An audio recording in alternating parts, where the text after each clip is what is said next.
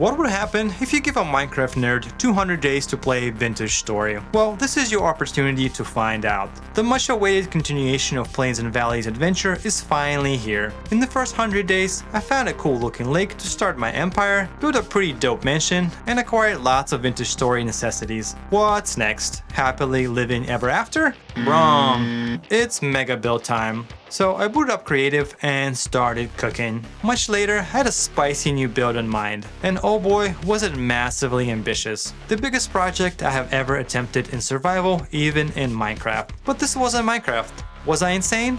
Most definitely. But hey, you didn't come here to see an average vintage story player build a dirt shack.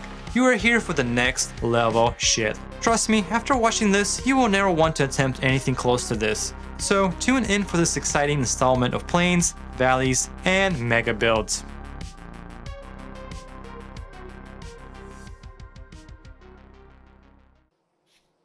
I was back to the worlds of Plains and Valleys, ready to take on the next challenge. Of course, nothing was going to get done on the empty stomach. This meant my first stop was going to be in the kitchen of my house. I still had plenty of leftover grain from my last summer's harvest, but feeling too lazy to bake pies, I quickly scrounged 2 cooking pots worth of porridge instead. I had a lot on my agenda for the next 100 days, and I had no time to waste. The lake was still mostly frozen, making the raft almost useless. Thus, I had to set on foot, slowly wading through the knee-deep water. My first goal was to find borax, so I could start working on a batch of leather. The planned mega build would require an insane amount of materials, and having extra backspace would be crucial during material acquisition.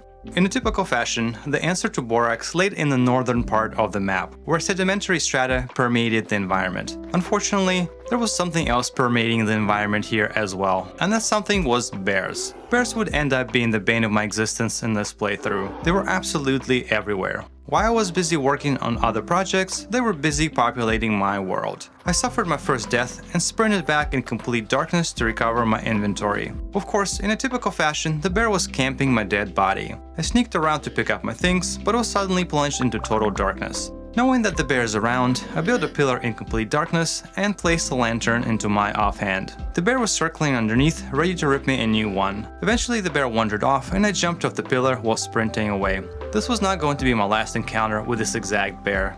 Not even 30 seconds later, another angry bear came at me from the murky darkness. I barely managed to escape another death by pillaring up. Did I mention, bears were absolutely everywhere all of a sudden. This one did not want to leave me alone for a while, but once it did, I jumped off the pillar and proceeded forward. As I progressed to the north, I kept prospecting periodically to see if I could detect borax. I felt confident that a minuscule reading was all I needed. Unfortunately, there was nothing to be had in these parts of town. It was also still rather cold up here, and I already took off my winter gear. The early spring scenery with frost-covered pines was a pretty sight though. Suddenly, I saw a familiar lake that served me so well in the first 100 days, but there was no borax to be found around here, so I proceeded further north. I ran into my first moose, only to be chased away. I saw another bear, but got distracted by a pine with 2 pieces of resin on it. Didn't even know that was possible. Further north, I ran into my first reading of borax. The area was starting to look promising. Not wanting to settle for a minuscule reading, I prospected around the vicinity. Shortly, I stumbled upon a string of chunks with readings of about 0.5%. This was as good as it gets, and if I proved anything in my first video, is that prospecting data can be highly misleading. My typical search pattern for sedimentary layers is to dig in a straight line and prospect every 10 blocks. This method quickly paid off, and I found a rather large deposit of borax, enough to supply me for the foreseeable future. With the inventory full of borax, I started my journey back home, hoping to avoid getting smashed by a bear. Luckily, the only bear I ran into was helplessly thrashing in the lake. At least, bears aren't good swimmers, thank God for that. Right before I crossed the lake, I loaded up on wood to make barrels. Crossing the lake was still a drag that required hopping small patches of ice. At home, I crafted a dozen wooden barrels and placed them in the corner. I filled the barrels with water, grinded borax by hand in a quern inside of my kitchen, and diluted the borax inside of the 3 barrels. The other 6 barrels were filled with oak logs and sealed to make weak tannin. Unfortunately, I didn't have any hides to my name to start the process. Hides were especially hard to come by in the new update because they're now spoiled for some reason. What few hides I had were now rot. So I set out on a long journey to acquire 24 large hides. My search was stalling out though, and I was struggling to find anything to hunt nearby. The aggressive fauna was not helping my case either. I ran into a wolf that possessed super leaping abilities. Not sure if this was a bug or the wolves were secretly training in the Dragon Ball Z gravity chamber. Not wanting to alert my overpowered assailant, I sneaked around to pick up my things and ran the other way. I remembered seeing a good amount of bighorns in the northwest valley, so that is where I went. Here, I started what would end up being the biggest waste of my time, an attempt at breeding bighorns. My industrial mega build required over 100 pieces of animal fat for the automation components, which was a lot to hunt for. So I figured I could bridge that gap by animal husbandry. I saw a couple of bighorns in the darkness and enclosed them inside of a fence. It was not going well from the get-go. The weather was frosty, and the drifters were extra annoying that night. They were doing their best to interrupt my attempts to capture the animals. At the crack of dawn, after waging war on the drifters all night, I had 2 bighorns trapped in the fenced area. I certainly wanted more than 2, so I ran around to find more. Meanwhile, I had to make a pit stop to warm up in front of a fire and to cook a tasty pot of stew. After satisfying my hunger, I returned to the animal corral, placed feeding troughs inside, and filled them with flax grain. I still wanted to capture additional animals, and here I want to go on a little mini rant. Capturing animals in Vintage Story is a frustrating experience. There is a certain other block game that does it way better. One way to capture animals in vanilla is to make them angry at you and run them back into the enclosure. That is exactly what I did. It was a very close call, almost costing me a corpse run, but in the end I had a 3rd bighorn. If I ever wanted to get anything out of this operation, I probably needed a dozen more of those. So I attempted the exact same strategy, only to get absolutely smashed by a male bighorn. It would have been smart to bring in temporal gear to reset my spawn point before attempting any of this, but I'm not a smart man. So I made a run of shame back to my body. I almost immediately died again to a wolf ambush. However, the wolf mistakenly chased me inside of the pen, where I trapped him and disposed of him easily. Shortly, I saw another opportunity to score a male bighorn, so I whacked him and let him chase me inside of the corral. This move angered a female inside of the fence, and together they whooped my ass once again. To add insult to an injury, I didn't even manage to close the enclosure, resulting in the bighorn walking out. When I made it back, I tried pushing the female into the corral, but without much success. Yet another attempt to lure her into the pen almost cost me my life. One of the male bighorns got upset with my shenanigans and forced me out of the pen. This resulted in the female chasing me into the corner of the map, where I was forced to kill her to avoid yet another death. I was mentally done with this challenge, and upon further reading, I realized this was always a dumb idea. The average time for breeding bighorns was 45 in-game days. At best, I could breed 2 generations in a 100-day span. I would need a minimum of 10 plus bighorns to make it worthwhile, and at the rate I was going, I had to push forward to other tasks. I would eventually focus on animal husbandry in the future episodes, but for now, the fastest route to destination was to hunt. I equipped my shield and slaughtered every bighorn in my sight, until I had 24 hides ready to go.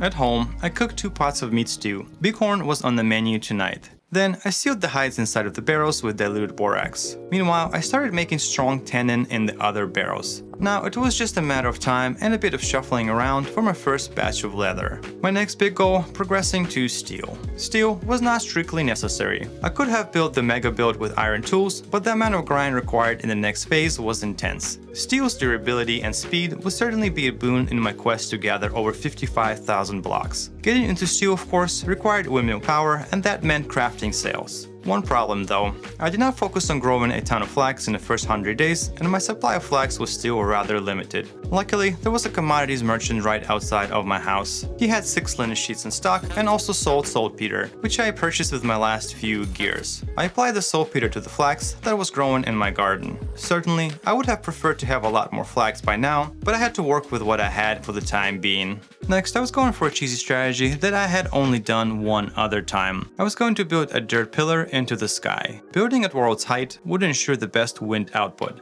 This was just a quick and dirty solution, one that would be disassembled as soon as my industrial factory came online. This ghetto approach is aesthetically bankrupt but highly efficient, and efficiency was the only thing on my mind recently. On the ground, I crafted a windmill rotor and sails. I only had enough linen to make 2 sets of sails, so that would have to do for now. Next, I crafted a couple of axles and 2 pounders. Meanwhile, the hides got done cooking inside of the diluted borax, so I sealed them inside of the weak tannin for 4.5 days. I followed that up by smithing 2 pounder caps. Of course, no pulverizer is complete without a hopper and some chutes, so I slapped a bunch of copper ingots on the forge and started smithing copper plates to make a hopper. The chute sections came in next. I even grabbed a silver bar from my nightstand to make a silver plate. This plate went into a copper lantern to increase the light intensity to maximum. This upgrade seemed worthwhile for my primary lantern that I carried around everywhere. Finally, I crafted the pulverizer frame and the pulverizer toggle. Now, I had all the necessary components for my first windmill and the pulverizer. Next, I ascended the sky tower. Once at the top, I installed the rotor and placed the 2 sets of sails on it. The windmill came alive. I connected the windmill to the pulverizer via the axle, and the windmill produced enough power to run it. I did not bother setting up the hopper and the chutes just yet, and instead descended down to work on the materials needed to be pulverized in the first place. After smithing a few iron picks, I ran outside of my house and found the nearest deposit of quartz to mine. I needed 8 stacks of each material for the 2 steel furnaces I was planning to build. Once I mined all of the quartz, I climbed back to the sky platform and connected the chest, the hopper, and the elbow chute to create a fully automated pulverizer. The clouds made visibility on top of the platform pretty problematic. Perhaps building below the cloud cover was a smart idea. Next, I loaded it up with quartz and left it to do its own thing. Now that my pulverizer was busy crushing quartz, I had other materials to gather. So I mounted my raft and set off to the north to acquire bauxite and olivine. Unfortunately, the lake was still virtually impassable due to ice, despite the temperatures being way above freezing. For some reason, the lake didn't melt until the end of summer, which seemed unrealistic. Of course, bauxite was plentiful just a little further north after crossing the lake. I dove into the red rock and did not emerge until I had my 8 stacks. I made a short run back to my base and ascended the tower to deposit the bauxite stone into the pulverizer. Once that was done, I took out the leather from the weak tannin and placed it inside of the barrels with strong tannin. Now, I had to wait another 4.5 days to finish the process. Next, I moved on to finding olivine, the last component necessary for Tier 2 refractory bricks. Unfortunately, olivine required a much further trek to the north, to the same spot where I found borax earlier. Here, when looking for borax, my prospecting pick detected large amounts of olivine, so that was the path of least resistance to acquire some quickly. While running through the bauxite section of the map, I heard a familiar noise belonging to the most psychotic animal of Vintage Story. I tried pillaring up with a dirt stack, but was propelled off by a bear swing, which all but sealed my fate. Another win for the bears, and another loss for Oscillascape. Fuck my life. Thus, another run in the total darkness to recover my body. I made it back to my corpse highlighted by the dropped lantern and tried sneaking to grab my stuff. I hate to say it, but the bear saw right through my antics and sent me back to the spawn once again. Needless to say, I felt incredibly frustrated by this point. Luckily, the bear decided to finally leave me alone and I managed to recover my body. I resumed walking north. Once I reached the excavation hole left by me previously, I descended down. Finding olivine was as easy as reaching the periodite layer and using my prospecting pick to confirm. I shortly found a huge olivine deposit that easily supplied me with 8 stacks. The journey back was uneventful, despite me being mega paranoid. I had a lot of bear-related PTSD at this point, but can you blame me? Once back, I climbed up to the tower and deposited olivine in the pulverizer. Next on the agenda was the charcoal pit. I would certainly need a lot of coal soon to start my first batch of steel. I decided to use the trees directly south, all the way up to the mountain ridge. My mega build would be located in this exact area and I wanted to make a clear strip of land to aid the ease of construction. I could always regrow trees in places where they would make sense once the build was in place. The charcoal pit wasn't particularly massive. Certainly, I would need a lot more charcoal than this, but for now, I lit the pit and proceeded to the next phase. Next phase involved making a return to the iron mine. I found the tunnel that I used to recover my body in the last video and continued digging down until the water elevator spit me back into a room that I excavated on a previous mining run. I spent a long while down here harvesting iron, resulting in over 5 stacks. I used the water elevator to quickly ascend up from the mine and ran back home without further incident. I had a decent supply of fire clay bricks in my disposal to create 30 bloomeries, which I stuffed with iron from the trip. Unfortunately, the charcoal pit was not done, so I couldn't start making blooms just yet. Instead, I went to the southern ridge to grab more fire clay. Eventually, I would need to make around 600 pieces of green glass, and that would require a lot more bloomeries, and thus more fire clay. While digging for clay, I accidentally whacked a bighorn with a shovel who was not happy with this turn of events and chased me until I lay dead in the grass. The Plains and Valleys wildlife continued to repeatedly dunk on me. This, however, was a much closer run, so I wasn't as pissed about it as some of the other ones. By the time I returned home, the charcoal pit was finished. So I opened it up and dug out all of the delicious coal and then stuffed the bloomeries. Once I lit them up, I had a lot of bloomeries cooking all at once. Next step in the stew journey was making quicklime. There was a lot of uncertainty around this goal. I have yet to find any lime producing rock, and it didn't feel like journeying thousands of blocks to find it. The path of least resistance was to make rounds around the lake and look for seashells. I would need to find 8 seashells in total, which is not exactly a small amount of shells to collect. Luckily, I had plenty of waterfront real estate. I quickly found my first seashell on the southern shore of the lake. I found another one shortly after in the northern part. I found a purple scallop a little further west. Next was a clam nestled in the sands of the western shore. I found a purple sundial after making a full rotation around the lake. After struggling to find any more seashells, I decided to check out the smaller lake to the north.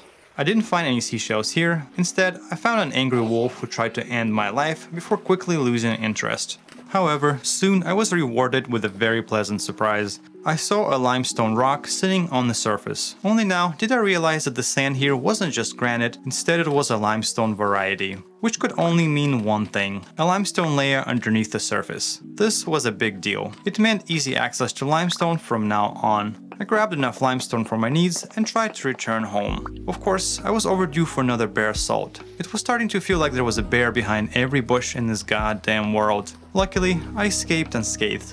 To add insult to an injury, I almost got hit by the lightning. Thunderstorms were a rather frequent occurrence during this playthrough. In good news, I could start my very own seashell collection now that I didn't need them for lime. I ground the limestone in a quern and stepped outside to grab some peat. Unfortunately, besides the raging thunderstorm, the rift activity was popping off, so I had to quickly bail inside of the house. Next, I cooked the quicklime in my kitchen as a sea of drifters were trying to break my door. In the morning, I added quicklime to the barrel and followed it up with sand to make 64 mortar. I grabbed all of the crushed components from the sky tower and proceeded to craft the refractory bricks for the furnaces. I once again returned to the church and stuffed the pits full of refractory bricks. I then stepped outside to cut the grass with the scythe. This grass was placed in all of the fire pits. Unsurprisingly, the shearing session came next. Once I had enough sticks, I placed them in the fire pits as well. Finally, I loaded the pits with logs and lit them with a torch. The church came alive with a dozen of fires. Meanwhile, my first batch of leather was done, and I finally crafted 4 leather bags to max out my inventory space. With the remaining leather, I crafted a full leather set. Yes, it was only tier 1 protection, but perhaps it would give me the edge to survive a bear attack. Meanwhile, the bloomeries got done cooking, and I broke them to extract the iron blooms. These blooms will go towards my first steel batch. However, I was not mentally ready to work them by hand. It was time to start thinking about a Helve hammer setup. First problem to solve: linen sheets for the wind sails. While I had a batch of flags growing, it would not be enough. This meant I turned back to the tried and true strategy of trading. One problem though, I had no gears to trade. So it was time to acquire a stack of bony soil from nearby ruins. I spotted quite a few of them in the western section of the map. I was averaging about 5 pieces of soil per rune, which was higher than I expected. I was quickly building up a stack. It felt like there was a perpetual thunderstorm stuck over my plains and valleys. It was a little unnerving to see lightning strike so close to my character. I have definitely heard of people getting hit by lightning in Vintage Story, but I did not want to experience it firsthand. Much further west, I found an interesting cluster of 5 ruins. Unfortunately, the rift activity was a little too high to excavate them in the middle of the night, so I quickly crafted a hay bed and slept through the darkness. This cluster of ruins seemed special, and I immediately found a hidden cellar. There was a treasure chest here as well, but it only had a single silver chain in it. I also grabbed the clay containers for my personal use. Ruin number 2 had another hidden compartment with an aged wooden bed and a torch holder. Of course, I helped myself to those as well. Ruin 3 had a forged vessel that dropped me absolutely nothing of interest and another empty clay container. Ruin 4 had yet another hidden compartment with an ancient bed, 2 forged vessels, and a clay planter. Not a bad haul for this cluster of ruins, but could have been substantially better if cracked vessels stopped dropping me sticks and stones. Regardless, the bony soil was stacking up in my inventory, so I pressed forward. It didn't take too long before I had a full stack of bony soil to prospect. I ran back home, but right as I made it back to my house, a heavy temporal storm was imminent. I decided to build a little dirt enclosure so I could pan through the storm and not waste any of my time. My bunker configuration was poorly thought out, and before long, a drifter horde broke through as I was trying to adjust a few blocks and delivered me a beatdown. Luckily, this wasn't hardcore. I ran back, encased myself in dirt, and resumed panning. When the storm passed, I decided to see if it was safe to come out, but it wasn't. Who cares though? I had a dozen temporal gears sitting in my stash. I finally got into a decent rhythm and panned through the stack of soil. In the end, I had lore books and precious gems to sell. I also grabbed more books from my upstairs book stand. My first stop was a luxury merchant who bought 3 books for 12 gears, which was a nice start. I didn't manage to sell anything else, but between a few gears I scored from panning and the book sale, I was up to 25 gears. I stopped by the commodities merchant who sold me 6 linen sheets and 8 flax twines. This was a nice boost towards the sales. Some of the flax in my garden was ready to be harvested, and after converting that into linen, I had enough to run 3 Helve hammers. While dyeing wasn't a big deal, it did put a lot of wear and tear on my leather armor, so I spent the rest of the leather I had to repair my leather set. Next, I crafted the Helve hammer bases, followed up by smithing the Helve hammer heads, crafted the Helve hammer toggles, and finally made a bunch of sails. I grabbed the supplies and ascended the tower. I disassembled the pulverizer and started designing the smallest possible setup for the Helve hammers with minimal use of axles. While figuring out the exact distances, I did an oopsie and fell off the tower. The tower claimed its first life. I swear I'm not this careless in hardcore. Eventually, I put together the most compact setup, but was still short of another set of sails. The third Helve hammer was not powering up with the 2 set, so it was time to hit up the merchants once again. The artisan merchant bought a gem for 14 gears, which I spent at the commodities merchant to buy the remaining flax twine. I also bought 32 saltpeter to expedite the next batch of flax. Before I planted the flax, it was time for my first big harvest of grains and vegetables. There was something extremely satisfying about cutting down large farming plots with the scythe. I deposited my enormous harvest into the cellar. This is where all the free clay containers I found in the ruins came in handy. Next, I replanted the flax, the single most important crop in Vintage Story. I had about 29 seeds of flax at this point, and once I planted them, I immediately applied the saltpeter to the plots. The demand for flax was not going away anytime soon. I replanted the rest of the crops next. On top of the tower, I placed the last sets of sails on the windmill. I now had a 3x3 setup. 3 windmills with 3 sets of sails on each. After placing my anvil in the middle, my auto smithing setup was officially online. While I was here, I noticed that the wind speed was amazing, so it was a good time to knock out the iron blooms into bars. After all, I had a batch of steel to start. I slapped down a bunch of forges and started heating up the blooms. I had over 120 blooms, and the entire process took over an hour. Thank God for my Helve hammers. I had zero desire to do this by hand. I also smithed the iron plates necessary for the iron doors, which were steel furnace components. Once I was done, I descended down and crafted the coffins and the lids. Finally, I was ready to build the furnaces. Thus, I followed the familiar process of creating a coal chamber, placing the grates in the coffin to activate the overlay, placing the iron doors, then following the overlay to build the rest of the furnace. Of course, once done, I had another furnace to build. Once I built a little staircase for ease of access, I lowered up the coffins with iron bars and charcoal, lowered up the charcoal chambers with coal, and used the torch to start the process. My first batch of steel was officially cooking. Speaking of cooking, I stopped by the kitchen to make 2 pots of grub. I prefer to travel with 2 pots of food and a single bowl. I used to bring at least 6 bowls everywhere. This was a much more compact setup. Unfortunately, I was all out of charcoal. My entire supply went towards smithing the blooms, filling up the coffins, and starting the first batch. I grabbed my axe and got to cutting. I processed 2 inventory worth of wood into a charcoal pit by the end. The charcoal pit was lit, but I had even more homesteading to do afterwards. It was time to harvest and replace the beehive skeps. After processing the honeycomb into balls, I crafted 9 candles with the wax. Candles, of course, are a premium resource in Vintage Story because they're a component of lanterns, which is exactly what I was going to craft. I decided to mine some copper for the lanterns next. Fortunately, I had a nice copper deposit next to my house. When it was fully depleted, I crossed the lake to get even more. The lake was mostly traversable now, which made these strips significantly shorter. When I returned, it was already nighttime. My dimly lit house looked really cool in the darkness. At home, I smelted the copper nuggets into bars and left them to cool off. Meanwhile, the charcoal pit was finished, so I dug it out. This was very timely, as my steel furnaces were idling by. I had no charcoal to restart them.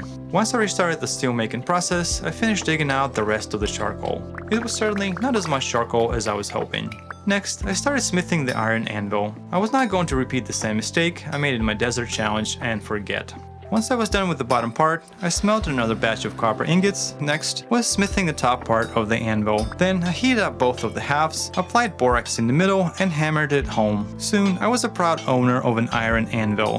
By the time the anvil was operational, the second batch of copper ingots cooled off and I smelted a third one. I was in the middle of the summer and was too lazy to cook. Fortunately, my berry bushes were sustaining me just fine. My next stop was the Sky Tower. Here, I fired up the forges to heat up the copper ingots and started making copper plates. Once I had the plates, I smithed a double set of nails. Then, I crafted 9 copper lanterns and 8 chests. The chests were crafted in preparation for the mega build. I would be using a lot of chests for the staggering amount of materials necessary. First though, I wanted to prepare a big batch of fire clay bricks. I wanted to make over 700 units of green glass. This of course would require bloomeries and thus fire clay bricks. Luckily, I found a convenient deposit on the eastern part of the lake. Learning from my video comments, I was crafting the bricks periodically to free inventory space and to make my carrying capacity larger. It was time to reactivate the church, which was my pit kiln factory at this point. You know the process. Fire bricks go into the pits, then collect grass, place grass,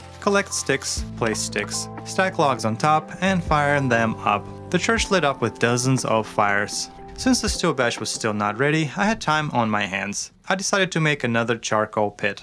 The demand for charcoal wasn't going away anytime soon, and I had no other sources of coal at the moment. Next, I ran around collecting the berry bushes left behind after the deforestation caused by the charcoal processing. Meanwhile, the fire clay bricks got done cooking, and I crafted an obscene amount of bloomeries.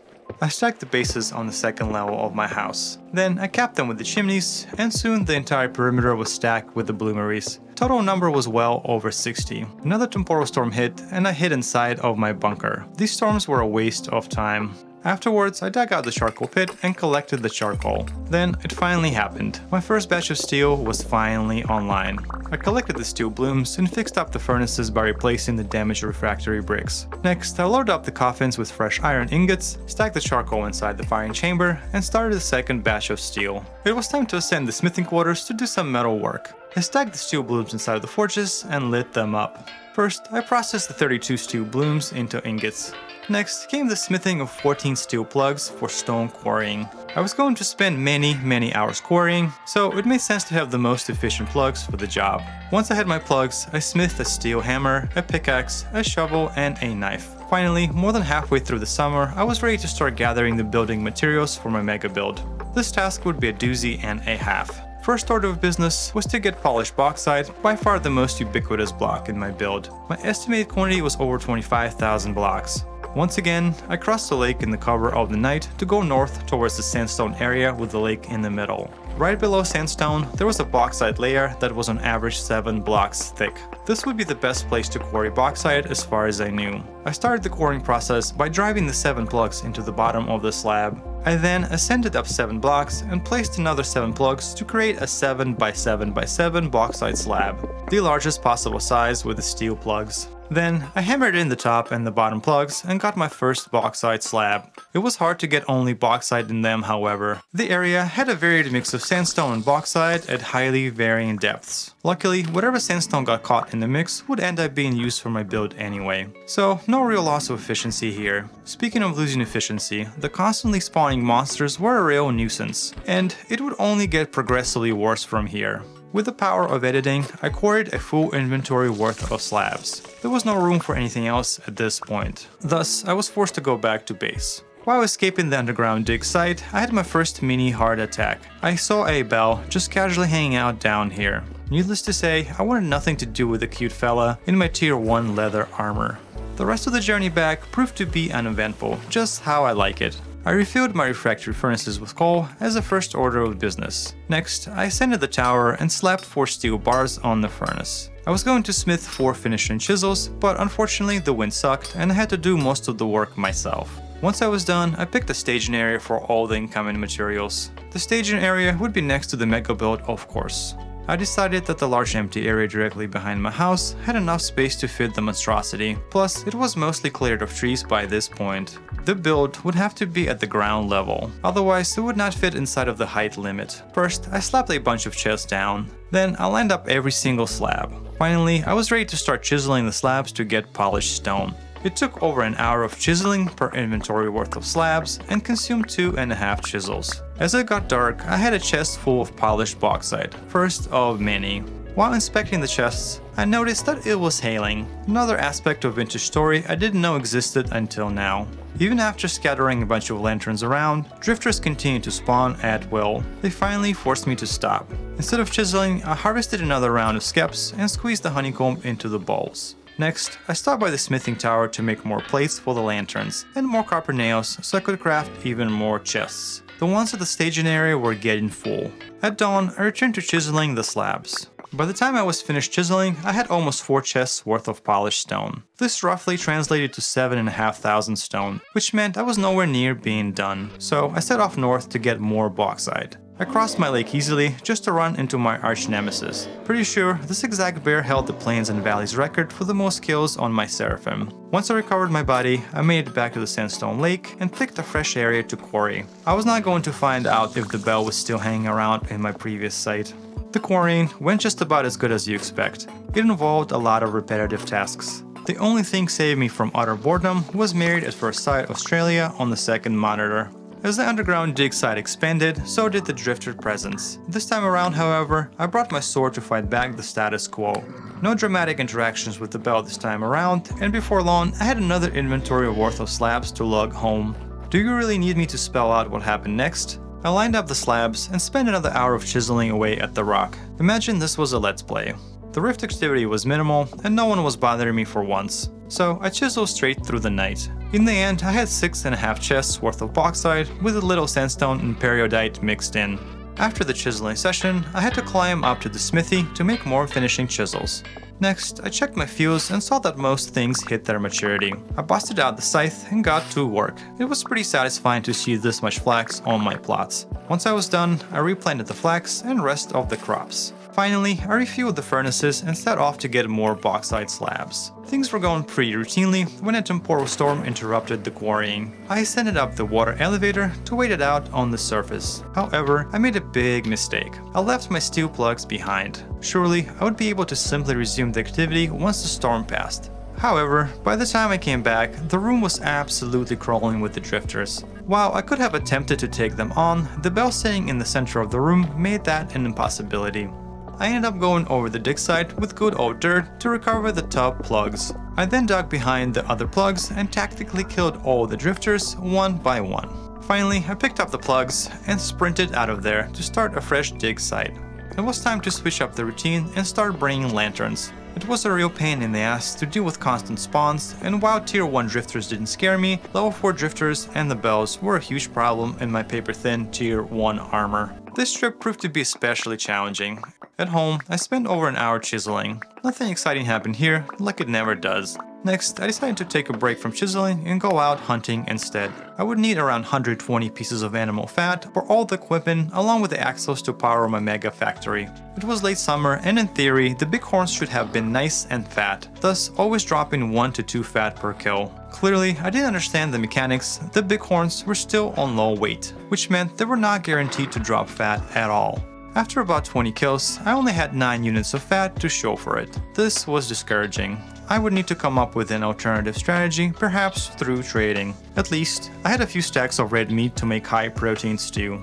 At home, I had finally decided to craft tailored Gambison armor. Despite playing Vintage Story for hundreds of hours, I had yet to craft this type of armor, mostly due to its high linen cost. The upside of Gambison, it didn't slow down my movement speed and provided respectable protection. This was important, since I was doing so much traveling. The linen expense was worth it. Speaking of terrain traversal, I did another merchant route to see if I could make some gears. The luxury merchant bought a gem for 7 gears, and the artisan merchant hooked me up with 23 gears in exchange for 2 more gems. Finally, I stopped by the agricultural merchant to see if I could score some fat.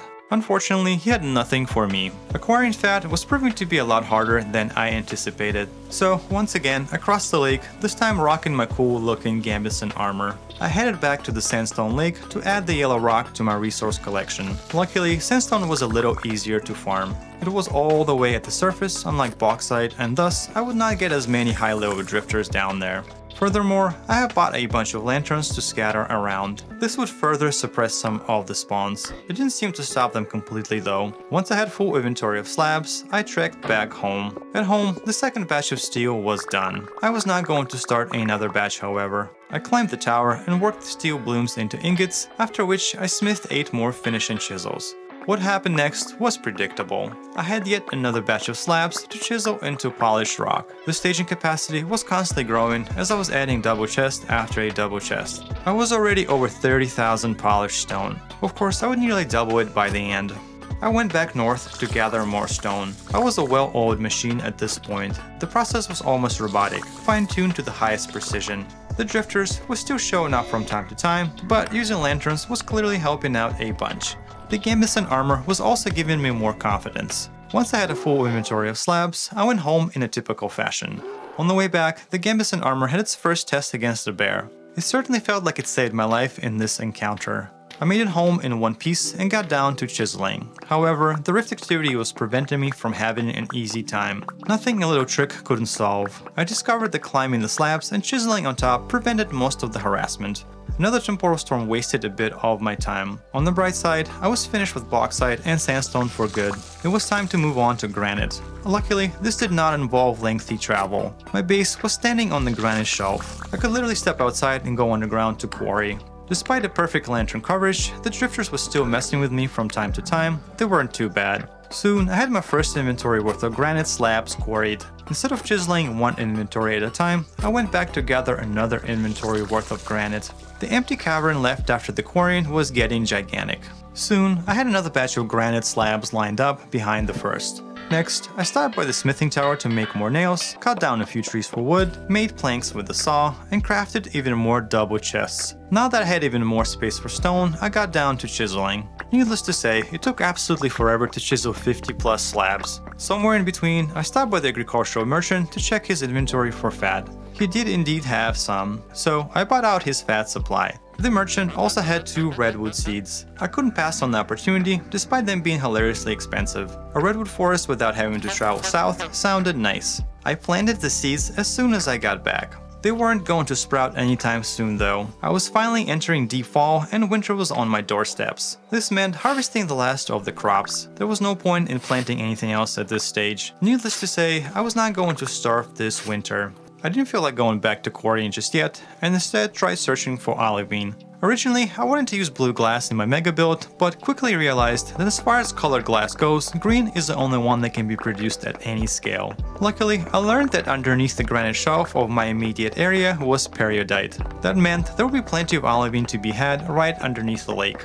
I picked a random spot to dig, used the water column to descend, and prospected on the way down. Before I got my first reading, I already dug into a massive olivine shelf. There was a lot down here. In a perfect world, I would use blasting bombs to do this job. It could have expedited the process by a lot. However, I was not in the position to spend that much linen to craft the bombs. I forgot to bring lanterns and was having to face scary drifters in my little hand-dug cavern. I persevered and gathered a whole inventory worth of olivine before returning back to the base and dumping it in storage. I did an immediate 180 and went back to the olivine deposit to get another inventory worth of olivine. A few drifters were waiting for me down here already. Once I disposed of them, I scattered the lanterns around the cave to prevent them messing up my flow. However, this time around I had a secret weapon. I installed a mod that showed me spawn eligible blocks for drifters, according to their light levels. This of course meant I could mine another inventory worth of olivine in peace.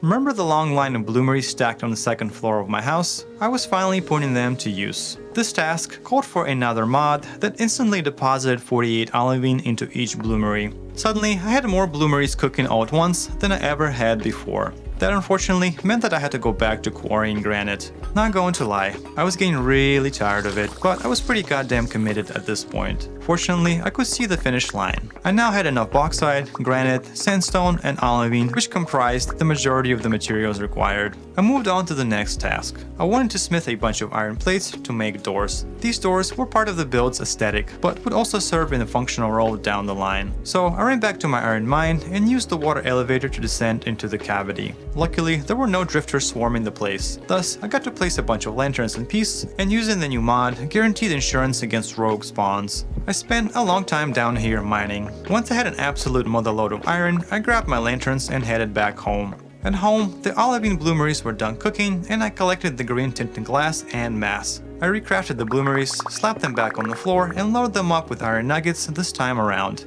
The stack mod was working overtime, allowing me to put 120 nuggets into Bloomery all at once, which was fantastic. Not sure why this isn't a thing in the base game. Of course, I stuffed them with charcoal next and started the process.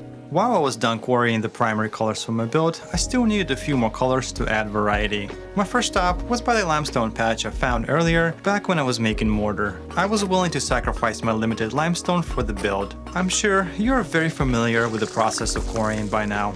Next, I needed a dark color, so I stopped by an area with a slate layer right underneath the surface and quarried a few slabs here as well. Unfortunately, due to high rift activity, the drifters were making my job a living hell. Eventually, I felt like I got enough slabs and trekked home. At home, the iron blooms were fully cooked, so I broke the bloomeries and ascended the sky tower. I had over 2 stacks of blooms to turn into ingots, then ingots into plates, and plates into iron doors. This took a massive amount of time, and unfortunately I ran out of charcoal before I could finish. I descended down and gathered the last batch of flax from the fields. The first frost was not very far away, so this was very timely. The flax amounted to 25 linen sheets, which would let me run a 4x4 windmill setup in the future mega factory. I waited out another temporal storm before starting a new charcoal pit. My charcoal supplies were fully depleted. Unfortunately, I had to travel farther and farther away as my immediate area was starting to become bare. Of course, that meant more encounters with the wolves and the bears, although I was a lot more durable in the gambeson armor. By the time I collected a batch of wood, the rift activity was very high, and in a rare instance, I slept through the night. By the time I woke up, the first snowfall of the winter was falling down on the lake valley. The winter was coming, and I for one didn't look forward to it at all. I decided against making a big charcoal pit, settling for a small one instead. Once charcoal was cooking, I stacked more chests in the staging area and proceeded to chisel the limestone and the slate. When the nightfall fell over the area, the temperature fell below freezing for the first time. It was time to equip a winter set. Unfortunately, one from the last winter was a little worn, and to make my life a little easier, I sacrificed a few linen sheets to repair the set instead of crafting a new one. Next, I stopped by the agricultural merchant to see if I could purchase more fat. On the way to the merchant, a bear decided to ruin my day. Although this death was mostly on me. I should have immediately pillared up, but instead, I tried fighting off the bear, which only pissed him further, and he never stopped chasing me. Once I recovered my body, I managed to sell a gem to the luxury merchant. Acquiring fat was a bust though. Despite an inventory restock, the fat supply was still fully bought out. I don't fully understand how restocking works, if I'm honest. When I made it home, the charcoal pit was finished and I dug it out. Then I climbed the tower and smithed the rest of the iron doors. It was hard to believe, but I was finally ready for my mega build. The rest of the playthrough would be dedicated to this all-consuming task. The foundation of the mega build would need to be constructed first. This involved figuring out the footprint. I brushed off my math skills and started counting. 1 block at a time, I ran around placing the rectangular shape into the topsoil. Of course, I had a ton of soil to remove, along with any flowers, shrubs, and trees that were in the way. Once I had a very basic outline in place, I filled it in with bauxite stone. Soon, I was done with the floor of the first supporting structure. The burnout was already setting in, and this was just the beginning. Next, I started working on the curvature of the foundation. Unfortunately, one issue with building in survival was already rearing its ugly head. It was very hard to see the blocks in the darkness of the night. I would often switch tasks at night to do something a bit more manageable. Many of these tasks were of the simple and repetitive variety, like laying down the secondary layer of the foundation. I was starting to dread the scale of the build, now that I was seeing the foundation laid out. It kept going, and going, and going. It was a little unnerving, especially because I had another identical structure to build. By the time I was finished with the second layer of the foundation floor, it was still too dark to reference the curvature of the supporting pillar. So I started working on the other supporting structure instead. It of course would be identical to the one I was already building. I outlined the dimensions of the foundation, removed all obstacles in the path, and then started filling the foundation with bauxite. The dawn came, and I could finally resume working on the curvature. Now that I knew it looked fine, I could fill out the whole curved path. Once it was filled, I still had a little daylight left to work on the other side. But just like before, it got too dark to reference the build. I moved on to a more simple task, filling out the foundation of the neighboring structure. Periodically, I would stop by the kitchen to make a double pot of stew from my copious amounts of vegetables and grains I have collected over the summer. Food was not an issue, outside of having to cook it of course. Once satiated, I returned to finish the secondary layer of the floor, belonging to the other half of the foundation. I was progressively getting faster at building. I would enter a trance-like state and power through large sections in a jiffy. Once daylight came, I resumed working on the curvature of the foundation. I laid out the roof to finally produce the oval shape I was after. It was starting to look like the beginnings of a very large structure. I had to fully recreate this for the other part of the foundation. Luckily, I had something to copy now, which simplified the building process a little. When it got dark, I switched to working on the roof instead, laying down a simple rectangular shape. I was silently cursing at myself for designing something this large. The foundation structure alone was over 20,000 blocks. This by far was the most tedious part of the mega build. Next, I switched to building the support lattice. This would consist of the repeating pillars on the inside of the supporting structure to make it appear more rigid. While the build was chugging along, my mental state was in the gutter. I was feeling the burnout of this project. Self-doubt was now invading my mind and telling me to abandon the task at once and to never attempt anything this crazy ever again. I grit my teeth and kept building. I built a few more beams, but couldn't enjoy the sight of my labor due to impenetrable darkness. I decided to switch gears and to finish the other oval of the foundation. I still had the curvature to build out. Then I placed the massive double-layered roof in. The weather was already getting hella frosty, hitting -10 degrees, and this wasn't even deep into the winter. It was only going to get worse from now on. Between the winter and the ever-increasing height of my build, staying warm would be a challenge. Trashy reality TV was the only thing between me and the soul-crushing tedium of this project. Seeing the build come together was also motivating. The second oval of the foundation was now fully built out, but I had over 30 beams to construct on the inside. The foundation/support structures were now fully complete. Also in good news, the biggest possible quitting moment was now behind me. I got a second win now that the foundation was complete. I was not going to stop now. Next big task was building the two mirror structures on each side of the mega build. First, I had to measure out and put in the floor. It made sense now to put in a few entrance points to each building, allowing easy access to the main parts of the structure. Before building the walls, I built the outside support brackets that would add extra depth to the otherwise flat walls of the structures. They were a lot easier to build alongside the walls rather than attempting to build them once the walls were finished. Even further, I could easily follow the curvature of the brackets to build out the walls. Once the curvature was done, I built the flat sides. The shape was coming together. However, this was a tall structure. There was a lot of wall to build, along with the top curvature and the roof. Once the roof was in place, I finished the top parts of the supporting brackets. Of course, things weren't going as smoothly as the editing might suggest. The height of the build and the ambient temperature proved to be a little too much for my winter clothes, even during the day. I had to periodically stop building and huddle in front of a fire. Even through the cold, I finished one side. The mega build kind of looked stupid at this stage, but I knew that the final product was going to look dope. Of course, I had a whole other side to do. I had a pretty good recipe for the process though. Build out the outer brackets, placing the curvature of the wall, build the wall up, then build the top curvature before finally finishing the roof and the supporting brackets on top. In case you were wondering, I would fall off the structure all the time, and with the structure being this tall, most of the falls were deadly. Luckily, I was smart enough to use a temporal gear to mark the build site as my respawn location. I would pick up my body and continue like nothing happened. Soon, I had another side done. Next, I stopped by the agricultural merchant to see if he restocked the fat. Despite his inventory resetting once again, the fat was still sold out. Can somebody explain to me how this works? Once I returned, I finished the second side, and now both of the side structures were complete. Next big task was to build the cylindrical structure in the middle. Between the blizzard outside and the utter darkness and being frozen, seeing what the hell I was building was challenging to say the least. By the time the sunlight rolled in, I had the floor and the general outline of the lower half complete. Then I finished doing the left quarter of the circle, followed by the right quarter for a full rotation. Once I had the cylinder outlined, I still needed to fill in the entire length of the cylinder. This took a lot of granite. Eventually, I finished the bottom half.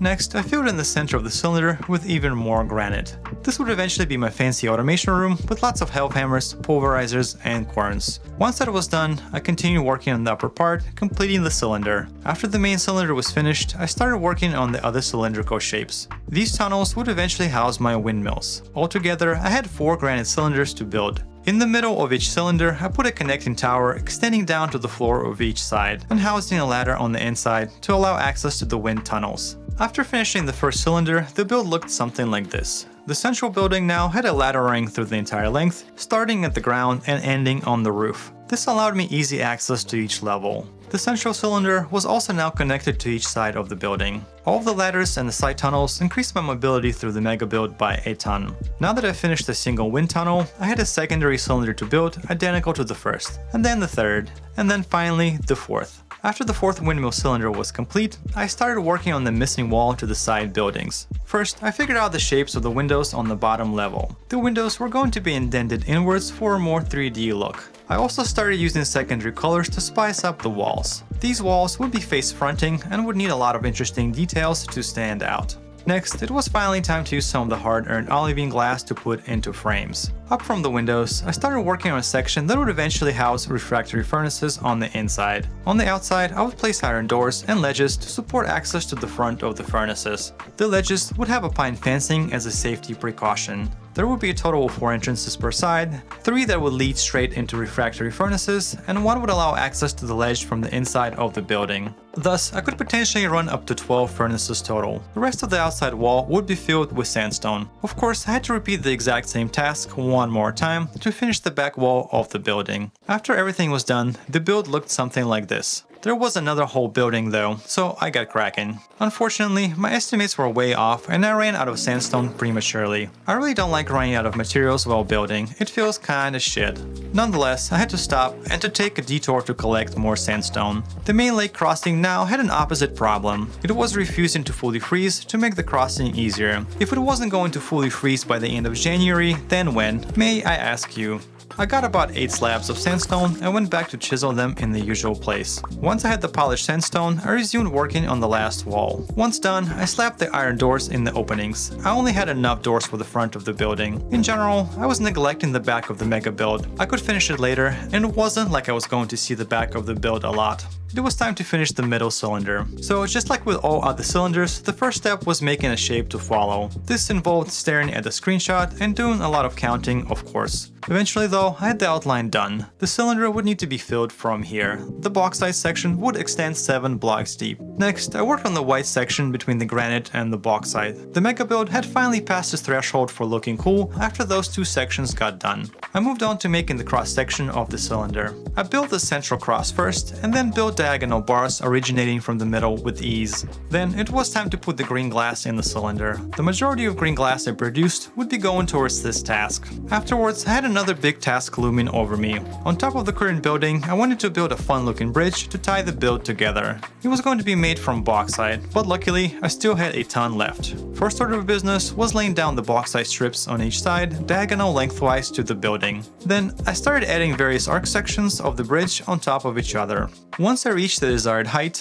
I connected 2 sides of the building together. Next, I started building yet another section on top that would generally follow a similar shape. Once I reached the desired height, I connected the second layer as well. Finally, I built yet another supporting beam on top. It was looking something like this. Now, I had to put the floor connecting everything together. The bridge was a big undertaking and took a good chunk of time, but standing underneath the bridge definitely gave me a better appreciation of the scale. I was excited to move on to the next part, the big crane on the top. First, I built the rotating support structure from peridot. I laid out the circular shape on top of the roof. Laying out cylinders horizontally was certainly a lot easier than vertically. Once laid out, I extended it 3 blocks high. I outlined the inner ring with dirt first, then I made that section 3 high as well. I filled in the floor, and the cylindrical base of the crane was done. I wanted to start working on the crane arm, but realized I only had 3 days left. Thus, I wanted to switch to something more important. I climbed the sky tower for the last time and did a little bit of smithing.